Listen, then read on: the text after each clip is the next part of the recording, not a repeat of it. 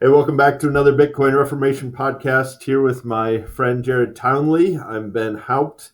David Ruffner, our friend, is out of the pocket today, and so it's just the two of us. Again, if you just listened to our episode 2 weeks ago, just a conversation between Jared and I, but I'm excited for what we have to talk about today.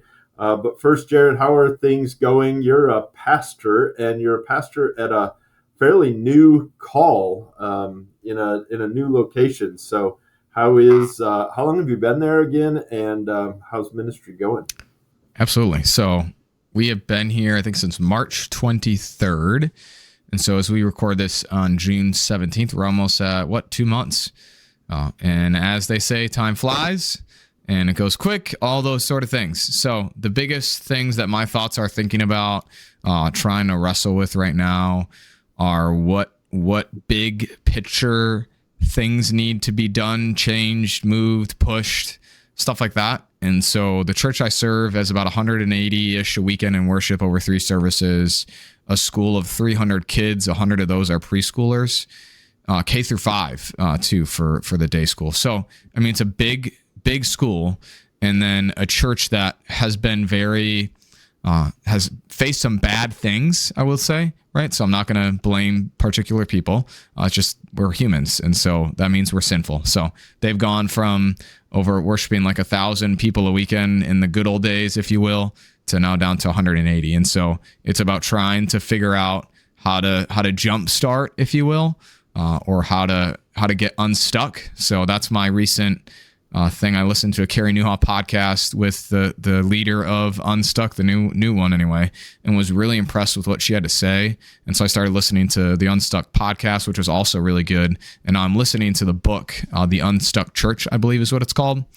And the book just kind of goes through a church's life cycle and sort of the general trend, right? So I think we've all sort of heard the beginning, growing, peak, plateauing, declining, but they sort of break it up, I think, in a couple more steps as well.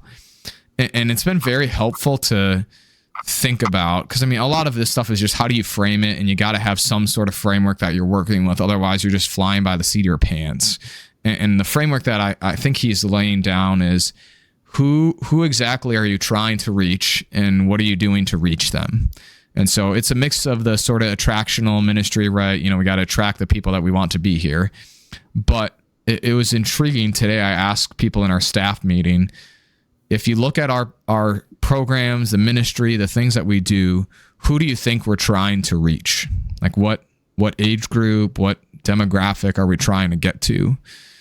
And you know, to get a real honest answer that's not an aspirational thing is a really challenging thing for people, I think.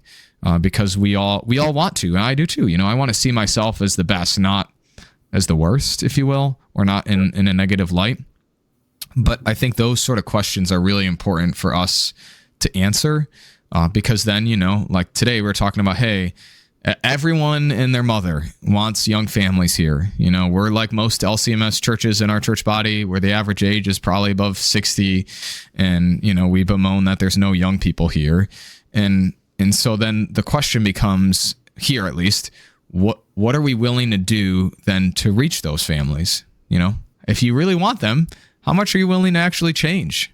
You know, how much are you willing to bend, if you will, what you normally do and what is considered okay in your life together? You know, so do we get rid of all the pews and put chairs and tables? Do we have 45-minute services with kids songs? You know, like what are you willing to do to reach those people and to make them not just feel comfortable, but then to also, you know, share with them the gospel and the good news of Jesus? And so it's like the first time here that I think I've had some, not clarity, but like some, what do I need to start asking, talking about, which is really cool.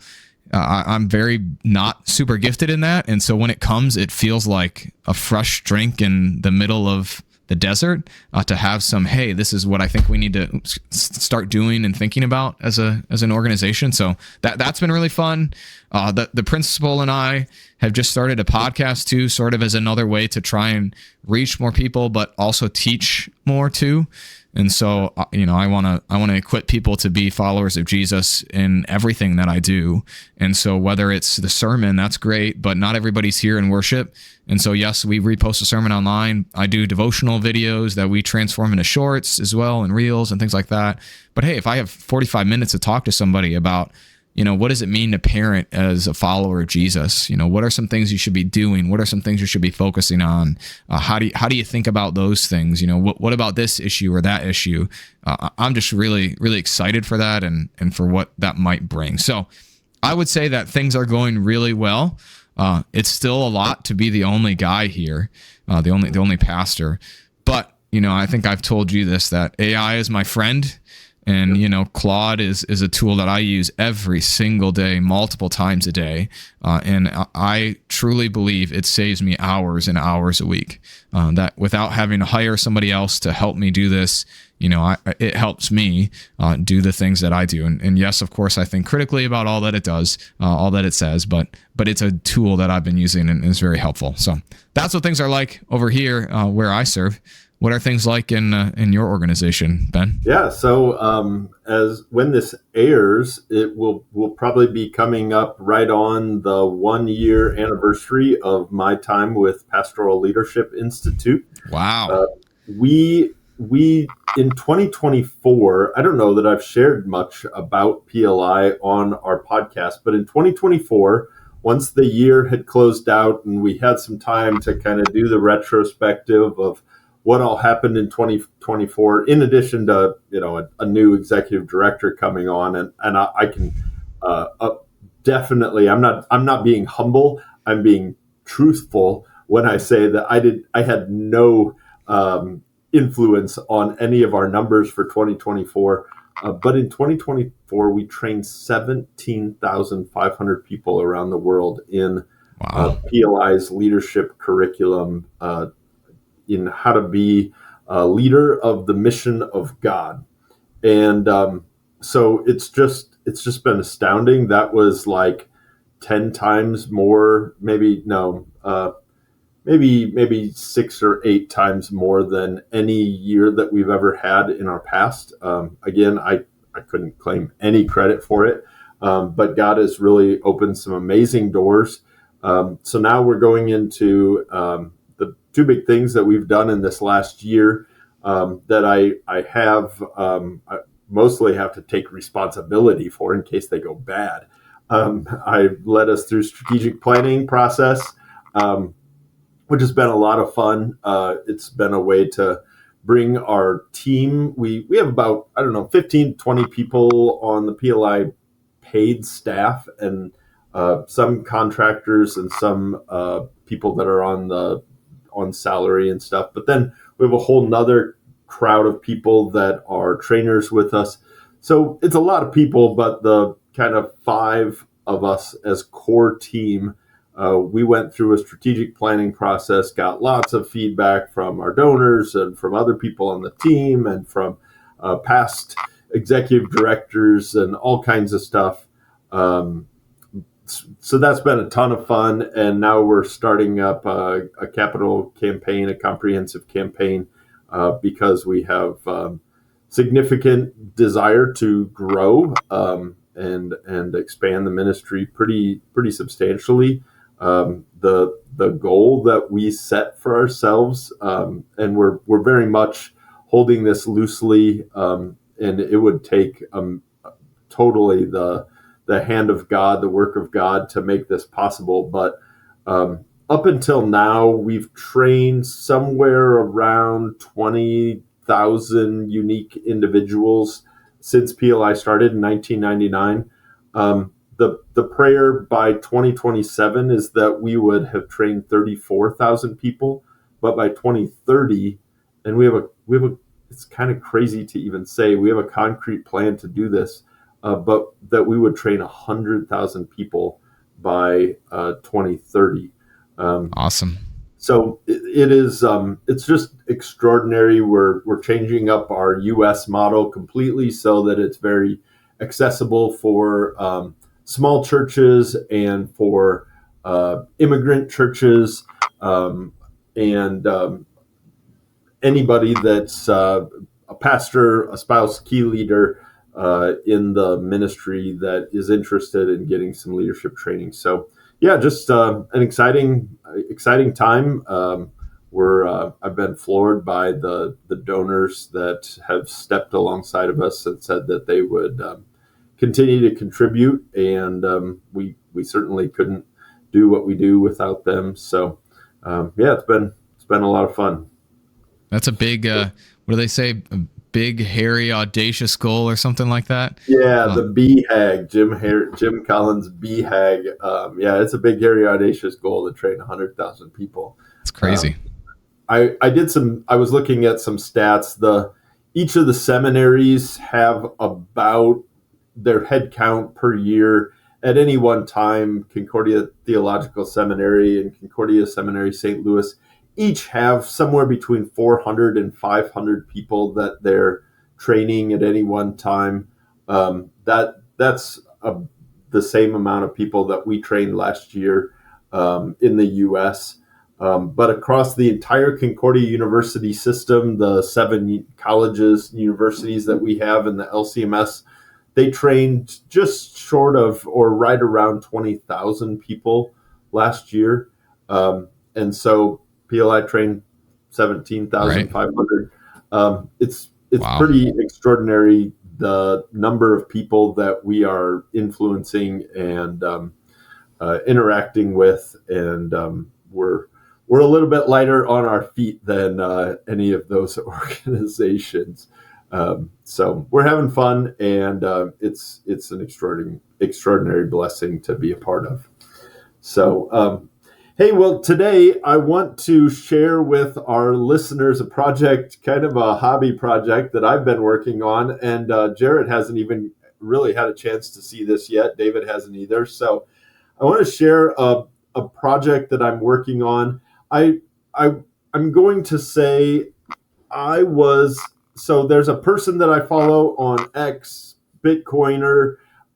He developed a fairly new platform, and I did some looking into it. I was very impressed with what he developed. I thought it would be very useful, but I'm cheap, and what can I say for myself? I just couldn't spring for what the service that he was providing. Now, I will say, as we get into this, there are a couple of things that I couldn't get access to that are costly, but I basically cobbled together a Google Sheet that helps people to manage the Bitcoin that they have or the Bitcoin purchases that they're going to make, and to do so with a little more insight. And I think that I made a copy of it, so I'm not going to share any of my personal information, but I'd be willing to, that right now it's a link that anybody that has the link could access it, make a copy of it, and then, go to town.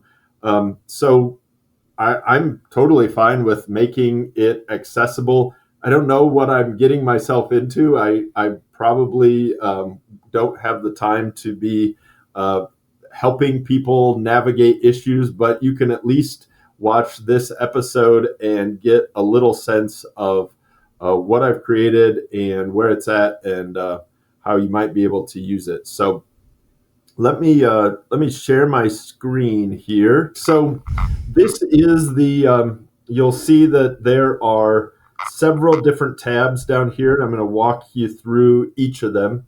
But this is the dashboard.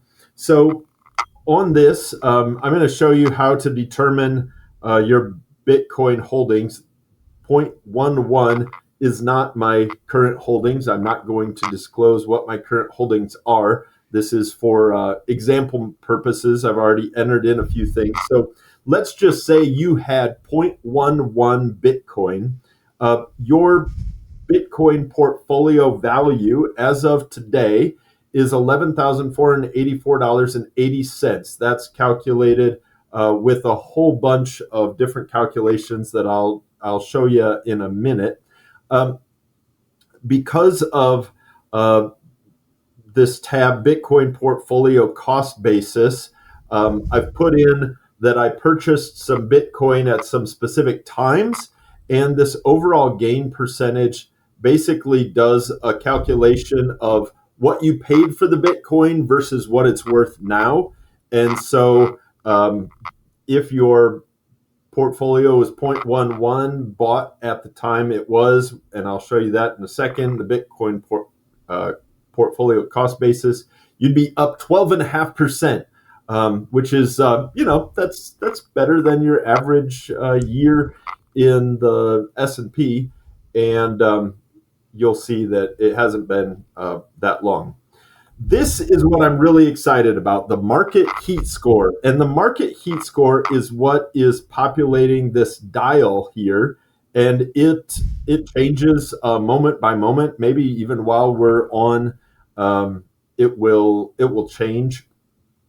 But the market heat score, I've calculated a number of things that I'm just fascinated by. There are lots of different indicators out there that all of this I am calculating basically by my own calculations, except for one thing. I've done the checks and it checks out.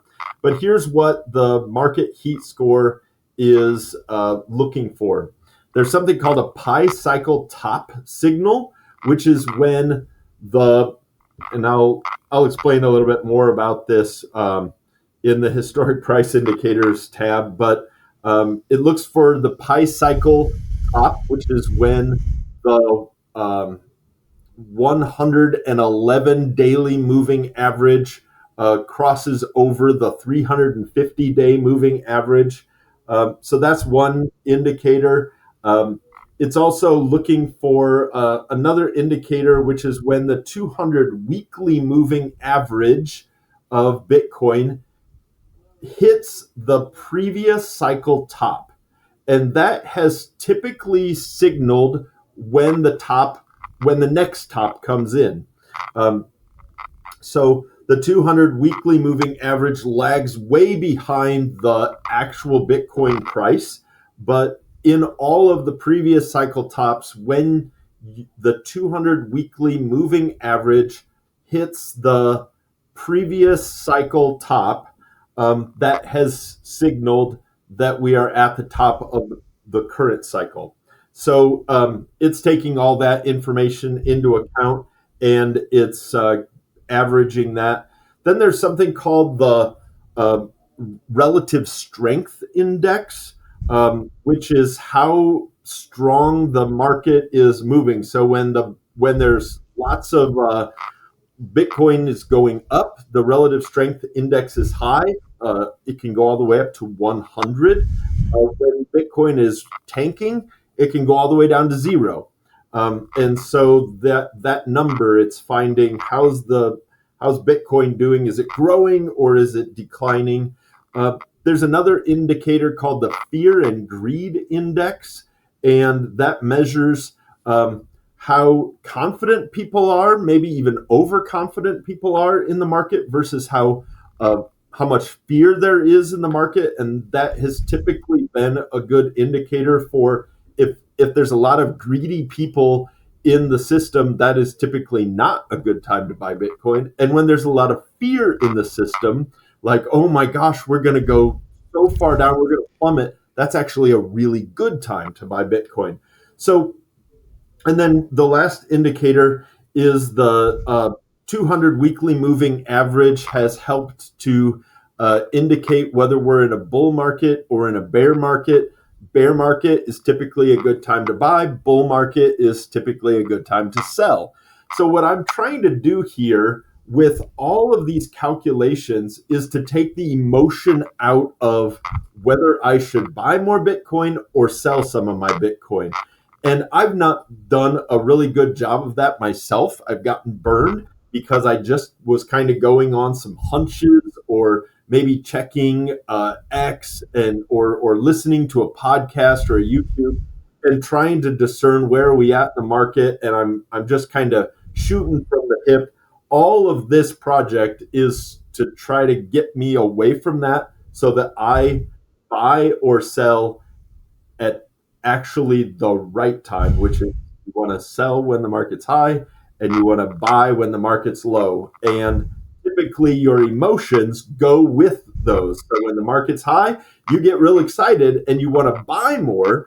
That's the wrong thing to do. When you get really excited about the market, when everybody else is excited about the market, that's when you should have an indicator that tells you it's time to sell. And so this gauge right here that measures all these things, when it gets to red, maybe I'm selling some of my Bitcoin, not all of it, but I'm going to take some profits.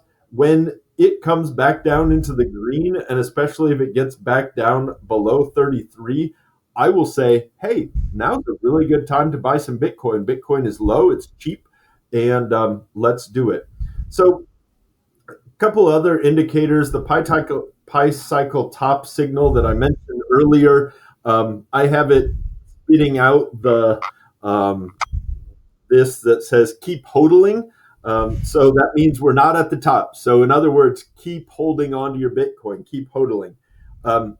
If you do get close to the top, it'll say top is near, and that's a good time to sell. The 200 weekly moving average versus previous cycle top, previous cycle high. Again, it says not close to top. Once we get closer to that, within a range, then it'll say close to top. And that, again, would be a good indicator that you might want to sell. Deployed DCA money reserve is an idea that I came up with. So I'm currently putting some money away on a regular basis, but I'm keeping it in cash because the market is so hot right now. I personally am not interested in buying more Bitcoin right at the moment. I'm very bullish long term, but I'm not interested short term in buying Bitcoin. So I'm stashing away a little bit of cash. They call it dry powder. And once this indicator goes back down to 30 or less, 20, is when I'll deploy that. So this is giving me the signal, is it time to deploy that cash? And no, this says keep holding that cash. I didn't use hodling here because we're talking about holding US dollars here. And then spending readiness, I've not gotten to yet, but the idea is that eventually I want to actually live off the Bitcoin that I've invested in. And at some point, I will be excited to start living off of my stack and selling a little bit as I hope for some early retirement.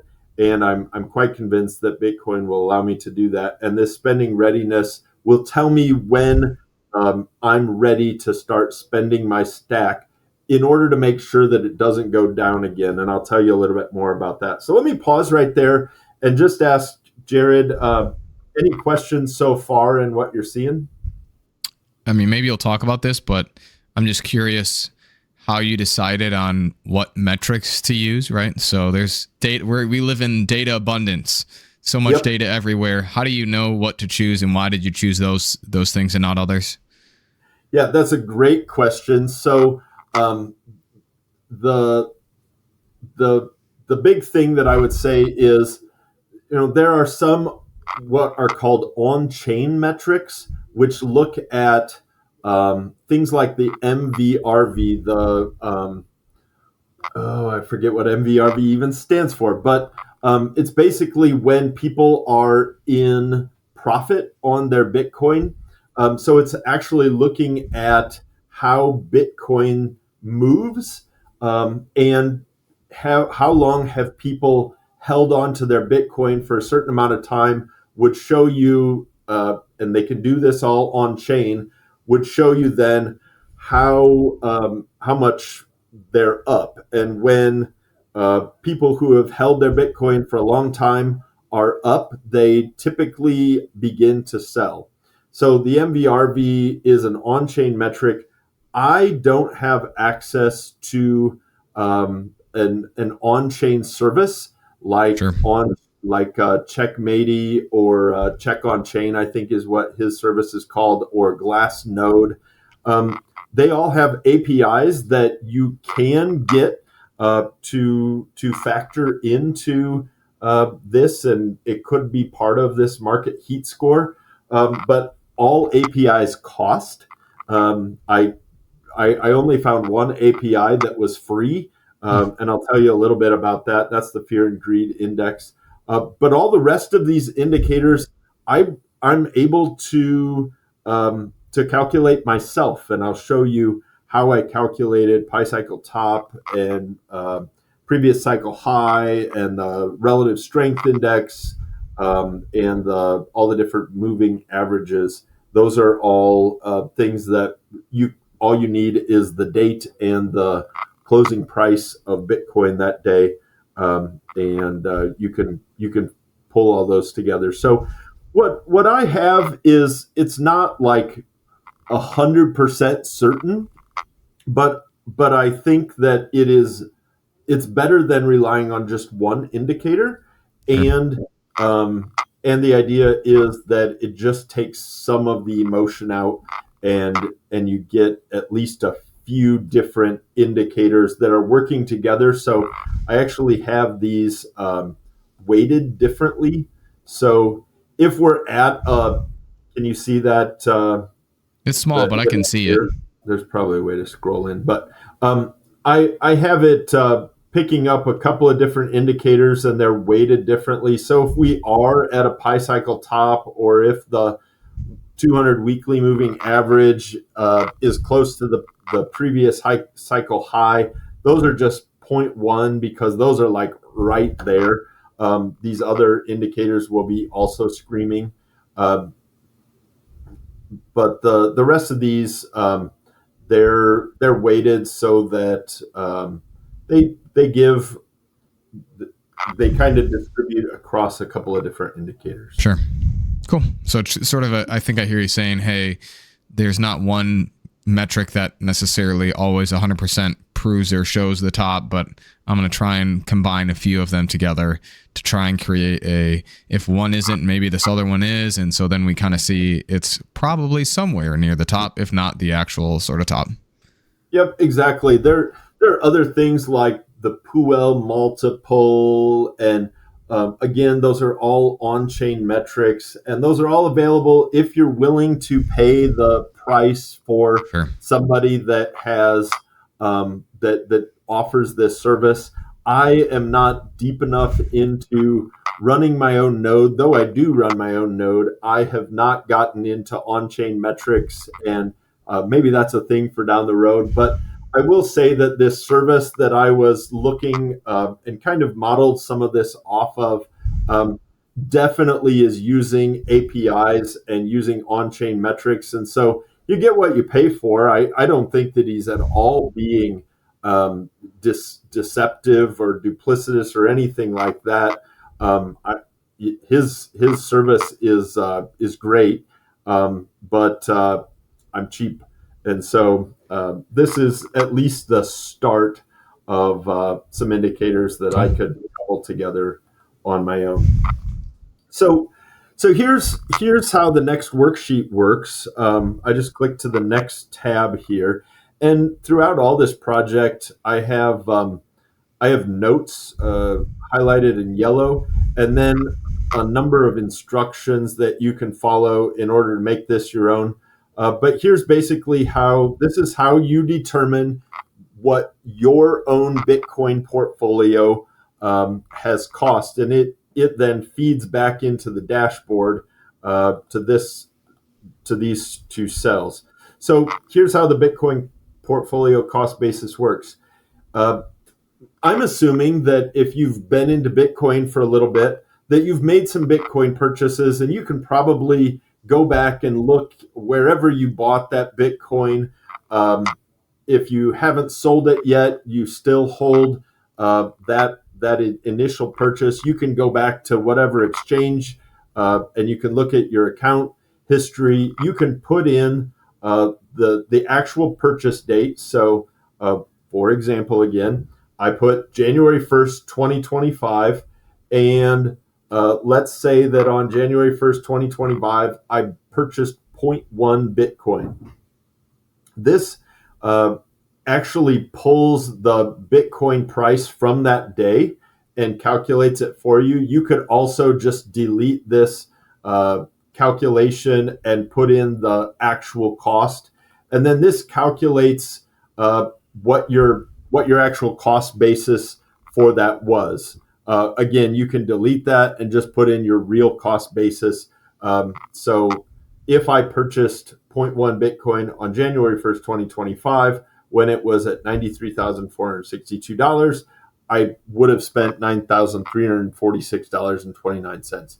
If you paid more because, let's say, you paid a fee, a percentage point to acquire that Bitcoin, I consider that also part of your cost basis. So when I did this myself, I added in not only the dollars that I paid for Bitcoin, but also the fee that I paid for Bitcoin, because that was my real cost. So you have plenty of room to add additional purchases. I've made several purchases over the years, some little, some larger. You could add in, you could insert cells here, and I explain how to do that. But then this is going to calculate your total Bitcoin owned. So this person made two purchases, 0.11. Their total cost basis for that Bitcoin was $10,209.02. But today, that stack is worth $11,487.38. So that's where you get the percentage gain of 12.52%. Here I show your capital gains liability. So this person, if they were to sell their entire stack, this actually, I think, is calculating 0.15. So the long-term capital gains, if you were going to sell this amount of Bitcoin today, you would actually be liable for the 0.20, the short-term capital gains. But it at least is trying to calculate that. And so this is your kind of worksheet for how much you've paid for your Bitcoin, how much it's worth today, and the percentage that you're up so far. Any questions about this? I don't know, man, but I need a lot more lines, right? So hopefully you can insert a whole bunch, right? Yeah, and one thing that I did was I cobbled together, so like my DCAs, the dollar cost averaging, that creates lots of purchases, right? So what I did was I just went in and looked at all of my purchases, and then um, I added up all the cost basis. Smart. And I just averaged that out for the total stack of Bitcoin that I purchased through that. If you're dollar cost averaging for a year, and you're doing it daily, you're going to have 365 purchases. If you just add up all your cost bases and all the Bitcoin, then you can average out how much you actually spent. Right. Batch them So together. I like that. That's a really smart way to do that. yeah, I had some single purchases, but I had a couple of different stretches of dollar cost averaging, partly because I haven't been using this spreadsheet, and so I would admit that I've been kind of an emotional Bitcoin buyer, and I've kind of been all over the place. And this actually helps me to see that that's what's going on. Any other questions about this tab? Let's keep going. All right. So the next is historic price indicators, and this was a fun tab to work on. So I started. I brought into the spreadsheet starting August 7th of 2016. I brought in the daily close, and it goes all the way down to sell 3,213, I think. So as I scroll through this, you're going to see So we're still just in 2018. We're going to speed up here, 2019, 2020, 2021. These are the daily closes of every single day. I went through and made sure that there's not a single day that was missed. And because I wanted to go back even further, but I'm using Google Finance to pull this information in. And Google Finance before August 7th of 2016 was not very reliable. So this is all historic information. Then I have it set up so that these continue with the daily closes, and you'll see. So here we're recording this on June 17th. It actually records or puts in the daily close for the current day. It'll update tonight at 23:58. It'll put in here the actual closing cost. But this self-populates every day. I don't have to do anything. It just automatically goes in. So we have the date and the closing price of each Bitcoin. That for several years was really important to be able to calculate, to have all that information so that I could calculate several other things. So this column C, is the 111-day moving average, which is part of that Pi cycle top indicator, which we're going to get in column F.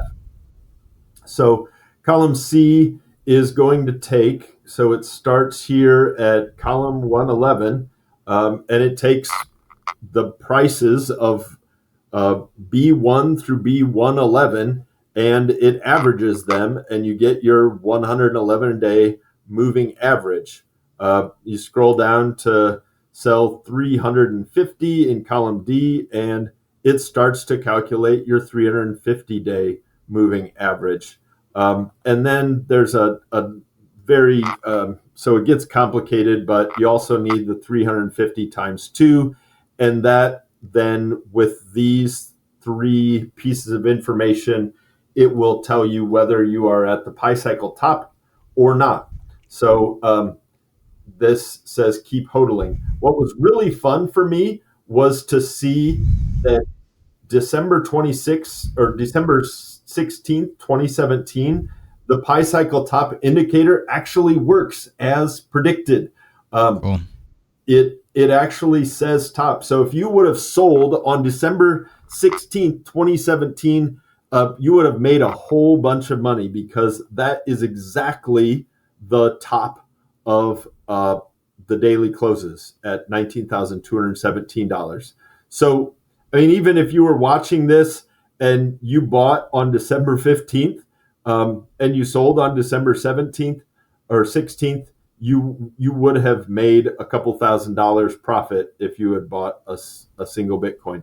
So that actually works. It doesn't hit again until we get to the next local top, which was in 2021. And sure enough, it actually worked, and it actually called the top somewhere's right around 60, I think 69,000 was the actual top, but the highest daily close we have here, April 15th at 63,000. So again, if this indicator would have hit to sell at 59, not bad. Right. Does that one tell you to buy at all, or is it just when to start selling? It really doesn't tell you to buy. It only really is. It's a top indicator, so it's really just it's just there to tell you, hey, if you're interested in selling a little Bitcoin, now is a really good time. Okay. I needed a helper column. This is just the date without the timestamp because it threw all kinds of errors with the timestamp actually has the day and the time, 23:59:59, and there's a Z in it, so that screwed up all kinds of stuff. So the date without the timestamp is what Grok calls a helper column. I will say Grok was tremendously helpful on all this. I was about to ask you if you were a Google Sheet wizard or how you were coming up with all these formulas. Grok has been my best bud in coming up with all this, and I've become a Grok fan for all this. So the next one that I started calculating was the 200-day moving average and the 50-day moving average. So if you scroll down in column K, this starts at column 50, and it just starts your daily moving average. So this is where you start to be able to determine not just the top, but also whether you're in kind of a bear or a bull. So the short-term momentum is just when the 50-day moving average is starting to go up, then it's bullish. And when the 50-day moving average starts to go down, that's bearish, right? So in the short term, if you hit a bear and you're just looking to maybe sell just a little bit, that might be a good time to it would just give you the indication that there's a little pause, the market's starting to go down a little bit. The long-term momentum is when the 50-day crosses over the 200-day. So that begins to signal that, hey, there's the 200-day moving average is this long-term indicator. And in the short term, once Bitcoin starts tanking or once Bitcoin starts climbing like crazy and the 200-day and the 50-day start to interact with one another, that's when you start to know whether you're in a bull or a bear market. And so you can look here at how things go. So obviously here we're at the top. The pi cycle top indicator goes on for a good bit, but both of these say you're bullish, but right here, January 22nd, you start going from bullish to bearish. That just gives you an indication that here's kind of where the market's going. The top had already come in, so it's kind of late, but you at least know kind of where the market's going. It's a lagging indicator, right? Because it's an average, indicator. So it's going to take time for that indicator to show the recent market change. Exactly, but you want to wait for the long-term momentum indicator before you start selling, so that you don't. It actually helps you to not sell right when Bitcoin starts tanking, because who knows, it might even go further up. Right. And so you want to use these wisely.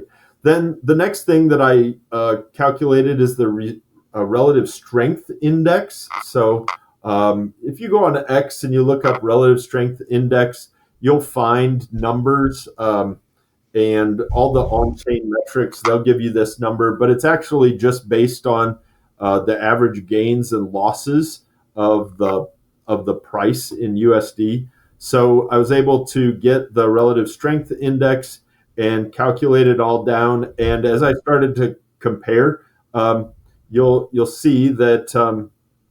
So let's go down to December 2017 when we had our big top.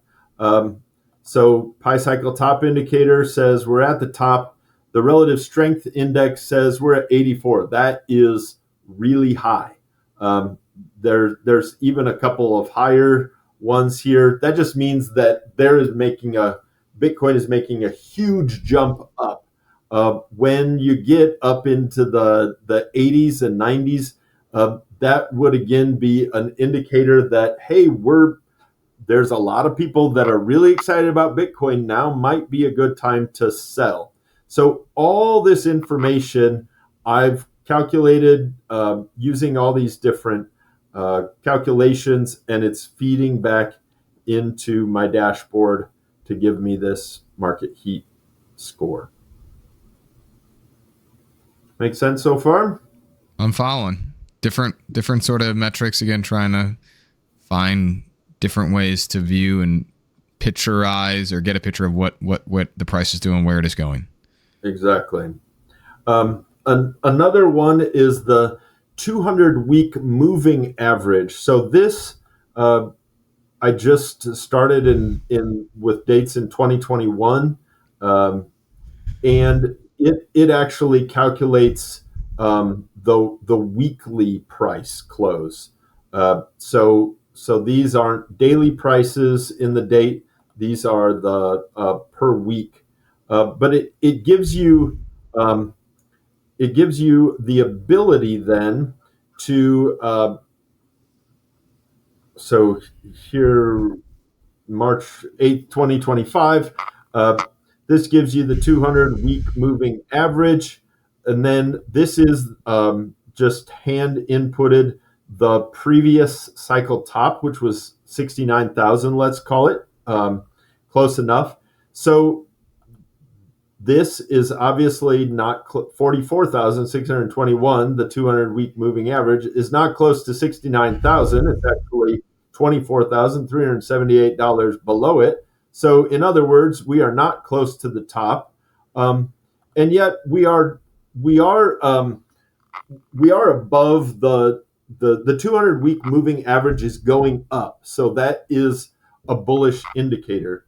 So once we get, I fully expect, and most people do, that expect that once we get somewhere up here to where the 200-week moving average is close to $69,000, that will probably signal our top for this current cycle if we still have cycles.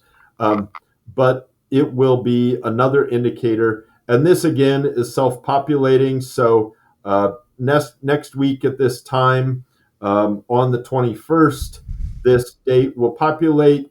The closing price on that day will populate. And then I've pulled these way down so that I can kind of go to sleep. And for the next 300 or the next, 75, 80, 84 weeks, it'll just self-populate. So all that I'm looking at is really this most current one and how it relates to the 69,000. So that's how the 200-week moving average and being close to the previous cycle top, that's how that works. But you would have to go in manually whenever the top does come in later and change that 1, 2, 3, fourth column over and put the new cycle high, correct? Correct. And I think that will be a good while from now, right? At least a couple of months.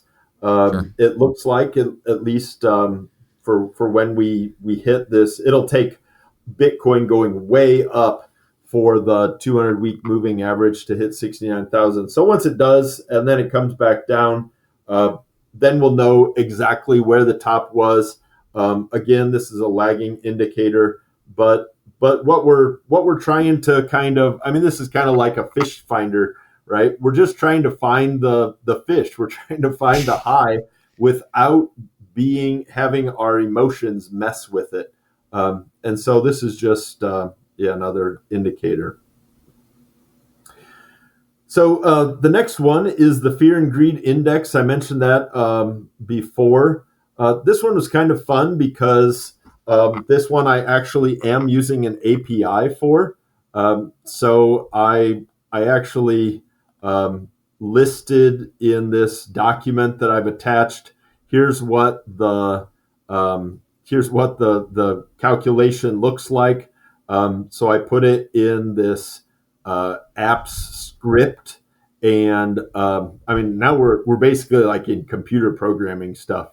So this is pulling from this API, which is free, api.alternative.me. I don't know who's running this, but they have it open and it's free, and I'm using it, and it is populating on an automated basis the daily Fear and Greed Index. So yesterday's Fear and Greed Index was at 68. And again, that's just an indicator of how greedy things are. If you look back into these 70s, back in late May, you can see that Bitcoin was really going up quickly.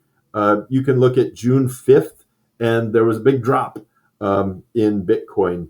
And so fear and greed index just tells you relative to the price. And I don't know exactly, frankly, how it's calculated. The API is doing it, but I'm pulling it into my project in this tab. Then this is a worksheet for, remember I said that I'm putting in cash into my River account. I'm earning some Bitcoin interest in it, and I can actually pull that Bitcoin out onto my cold wallet. So it's real stuff. But I'm just putting cash right now into River on a regular basis. I have this set for month. You could put week in there, but basically then you can just pull these dates. So I started putting money in on May 1st, and I put it in once a month. So once you input your starting date, May 1st, 2025, this will populate with the months. This is where you input your starting amount. So here's how much cash I'm putting in per month into my dollar cost averaging. And then it will tell you, here's how much cash you've accumulated. And then it'll give you a deploy signal. And I've not calculated this yet, but it'll tell me, hey, now is a good time to take some of that cash, that dry powder that you've had sitting there. The market indicator, the heat score has gone down. Now's a good time to deploy your cash and to put some of that into Bitcoin. Of course, you could just be a regular DCA, just buying a little bit of Bitcoin every day. But because the market is so hot right now, I've chosen to just put my cash in and let it sit there. And at some point, I will deploy it, and it will then calculate what the Bitcoin price actually was, how much I bought, and that will then change. It will add this amount to my total holdings, and it will then change this cell right here. So that's my DCA plan. Again, still working on this one, but this is my spending plan. So here's today's date. Here is, again, for as an example, 0.11. Here's the Bitcoin price. Here's the market that we're in. Eventually, what I want to be able to do is to calculate, here's how much, if I started spending, let's say I wanted to pull $25 a month to kind of pad my income from this, I would put a $25 month here. Then this would tell me when my stack of Bitcoin is going to expire. So if you pull $25 off of 0.11 Bitcoin, it's going to take a long time before you burn through that. And this is going to be connected to my next tab. But this kind of helps you to see that you could begin to live off of your stack and how long you could live off your stack depending on how much you're pulling per month or per week or whatever. Then this also helps to kind of calculate your capital gains tax through all that. So that's still kind of a work in progress. The final tab, which is kind of fun, is projections. So, well, let me pause there. I've talked a lot. Jared, any questions? Yeah, you're good. No, Ben, you're great. I mean, you're guiding us through. So this is like a online tutorial. You don't necessarily need me here. So you're doing good. All right. So this is the final tab. It's called projections, and 2024. This is actual information. So everything in this row is actual. So in 2024, this just pulls your Bitcoin holdings from your Bitcoin portfolio cost basis. This CAGR stands for compound annual growth rate. So in 2024, the compound annual growth rate for Bitcoin was 1.2095. So that's just actual information. So all of these look exactly the same because this is actual. So going from there, though, what this begins to do is what I asked Grok, based on all of Bitcoin's past compound annual growth rates, give me a bear case, kind of the lowest, like uh, not a bearish market, but like a bearish projection of what the compound annual growth rate is, a base case for the compound annual growth rate, a bull case, so like really good compound annual growth rate, and then I've pulled in the power law compound annual growth rate, which is a constant. The power law compound annual growth rate is 0.271. We were way above the power law compound annual growth rate in 2024. But this is how the power law is able to project prices way out. So I've long wanted to do this. I've long watched people make projections. And I want to get away from just taking Michael Saylor's word for it that Bitcoin's going to be $13 million in 2045. Now we can actually look at some different cases. So what this does, I asked Grok to give me its projections for compound annual growth rate over the next 20 years. And then I calculated those out. So in 2045, the bear case, given all these different compound annual growth rates, and this is based on the 4-year cycle. So if you don't believe the 4-year cycle is going to happen, and you think we're just going to start slowly going up and to the right, maybe 0.271 is your metric that you use. I still think that we're going to be in a 4-year cycle with ups and downs. So there's going to be times where Bitcoin, every 4 years, Bitcoin's compound annual growth rate will go negative. And in the past, ever since Bitcoin started, every 4 years, Bitcoin has had 1 year where its compound annual growth rate was negative. So all of these factor in diminishing returns and a lessening in the volatility. But so this basically projects out. So 2045, the bear case of Bitcoin's price per Bitcoin is $48,400. No, is that right? Well, that's the value of your holdings.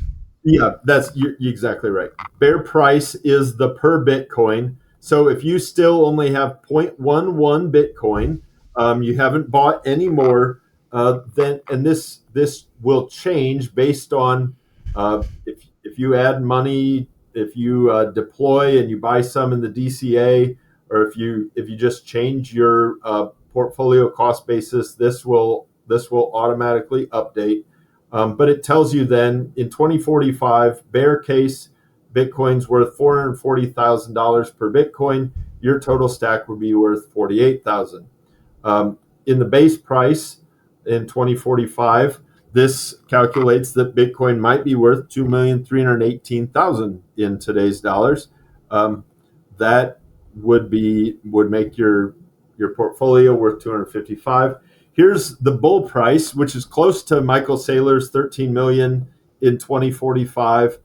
This says that it would be 14,676,000 per Bitcoin. So your total stack would be worth 1,614,000, and the power law 11,300,000 per Bitcoin, making your stack worth 1,243,000. So you can take those numbers then and begin to figure out if you start to spend your plan, and let's just use the bare case, it will calculate out how long you can pull $25 a month out of your stack and how long it would take for your stack to basically deplete. So that is eventually where I'm going, and that is my spreadsheet so far. So yeah. So I have two questions, right? So one is around the what assumptions do you feel like are built into this, and then who do you envision using this and why? I know you sort of already touched on them, but go ahead and riff on those. Yeah, so there are a bunch of assumptions that I mean the big assumption is that you can take the past performance of Bitcoin and assume that it will do something similar.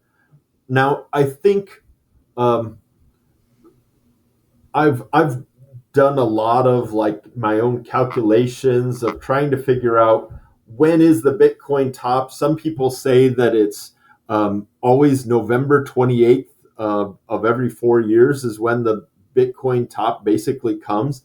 I think that is putting a lot of eggs in one kind of very flimsy basket.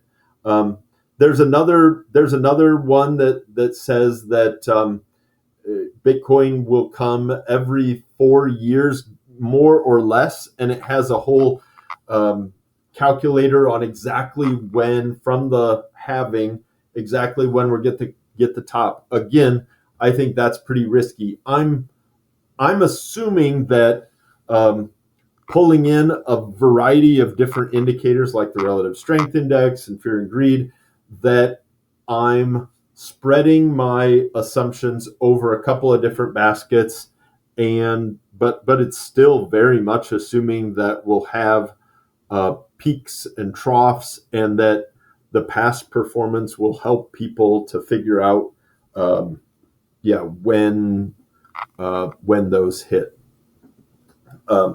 So the other big thing, the second question that you asked, which is, why am I doing this, and who do I expect to possibly be using this? I'm doing this. Really, this has been my own project.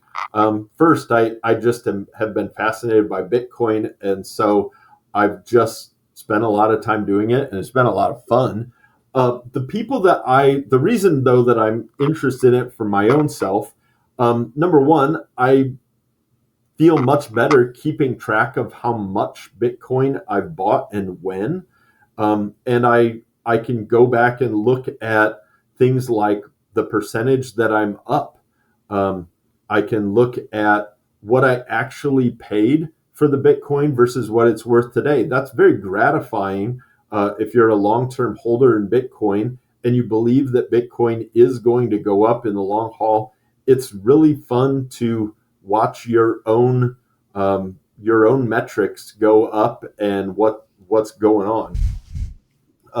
But the big reason that I put all this time into this work is I've done a very bad job of trying to time the market and figure out when I should either be buying or selling Bitcoin. Um, and I've basically just gone on my own kind of emotional hunches. And I've really wanted in the last cycle, I really wanted to sell a little bit at the top and then buy back in when it's much lower, to kind of lock in some profits and grow my Bitcoin stack. But I've been very, very, very, very, very nervous about doing that, because of just like watching the market and trying to figure out, is it at the top or not? I've done a really bad job early on in my Bitcoin career, and I bought back in at a much higher price, the same amount that I had sold. So I'm hopeful that this tool will actually help me to figure out, uh, Bitcoin is not, it's not God, right? It's not magic. Just the more Bitcoin you have, the better off. And so never sell. I mean, that nobody, if you never sell and you're never going to spend your Bitcoin, why be in Bitcoin? It won't humanly help you, right? You could give it to your kids and they can figure out, but you've only given them a huge problem to deal with. So what I want to do, and I will, well, I'm not going to mention the person that came up with this whole idea, but I follow this person on X, and I do appreciate how much this person has told people Bitcoin is for the sake of you and your family to live a better life. So use it as a tool to get the things that you want for you and your family. Don't let it become a god. And so that is why I've been in this project. The people that I would think might be interested in this are people that are thinking about their own responsibilities, and they're thinking about, how does Bitcoin relate to my housing need or my vacation fund or my kids' college or how I pay my mortgage or whatever. And I would really love to sell Bitcoin at the right time in order to buy those things, rather than just when I need it. Because and if you're forced to sell because you have to find cash, that's you almost always be selling at the wrong time. So yeah, that's a little bit about the project, some assumptions, who I think might use it.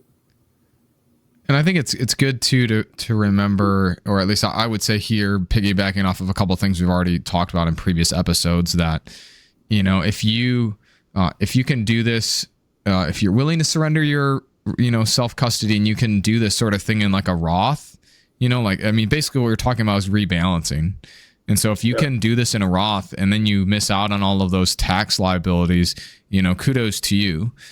And I remember way back, it feels like, when we recorded every church and nonprofit should invest in this, we talked about I think it was either BlackRock or Bitwise, I think, did the sort of projections of, if you did a balanced portfolio, what percentage should you do, and just doing quarterly rebalancing, how much that would gain you over the long term. And, every Bitcoiner is going to say, well, you should just hold it and never sell it and you'll do better. And in some ways, if I remember right, I think that report either disproved that or it didn't. It wasn't as big of a difference as you might have thought it was going to be. I forget exactly, to be honest. But just that idea of trying to intelligently buy and sell, because I'm one too that would love to feel like we're always talking about trading, so I wish I could time the market in the perfect way, because in some ways what you're doing is you're maximizing your investment. But to just say, hey, I'm just going to maybe not buy when it's, even if you're not planning on selling any every cycle, just say, I'm going to wait to buy when it's not going up dramatically and buy when it's on its way down. Even if you start, you don't start buying until it starts going down after a certain number of days, you're still going to do better off than if you were to necessarily buy right going up. So I think it's helpful to remember that it doesn't necessarily have to be only this way or only that way. That you could use this in a lot of different ways when you think about your thing. But then even for me, I just like numbers and tracking stuff like this. So I am sure that is part of the joy in what you've had in making it. And I'm sure listeners and people who are watching this are also geeking out if that's your sort of thing to geek out about as well. So thank you for putting all this time and for sharing it with people. Absolutely. And I will say, this and we'll put this in the show notes, but this is purely for educational purposes, for entertainment purposes. Do your own research, and man, if you do get a copy of this and you start using it, make it your own. Tell Grok everything about it. I did a lot of screenshots. I gave it a lot of the calculations and then asked for its recommendations. It's not magic. It is just my own research, and I don't think that it is foolproof. I haven't used it to deploy any capital or to buy or to sell, so I'm interested to kind of give it a try. I think it will be a work in progress. So yeah, use it for what it's worth, and maybe you'll learn a little bit about what indicators you prefer, or how you'd like to change it. And then the whole idea is, I'm happy to make it open source, and you take it and make it your own. And write me an email and tell me why I'm an idiot or why something broke. Yeah, so we'll put it in the show notes, and yeah, we'll make it available as it goes. So I don't know about you, but looking at that last page always makes me feel like I need to buy some more too. Because right? I mean, even 20, 45, 20 years from now, I'll be like 52 or something like that. I won't be retirement age yet, but even if it's only at 400,000, that'll be good enough. That's, most investors would say that's still a pretty good return. And exactly. So it's the same thing. If you think you're too late, you're probably not too late. And it's a good time. What's the saying? The best time to buy Bitcoin was yesterday. The next best time to buy Bitcoin is today. Exactly. I was sharing it with my younger son today, and he was geeking out on all the numbers, and he has a stack himself, and he was eager to see what his stack would be worth of course. By 2045. And I showed him, and I put in his numbers, and that's kind of the fun of it, and you can kind of dream.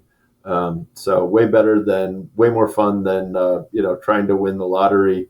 This is actually Bitcoin that you hold, and you can see some crazy speculation for what it might be worth someday. So good. Well, fun episode. And like and subscribe. Let us know what you thought, and we'll be in touch.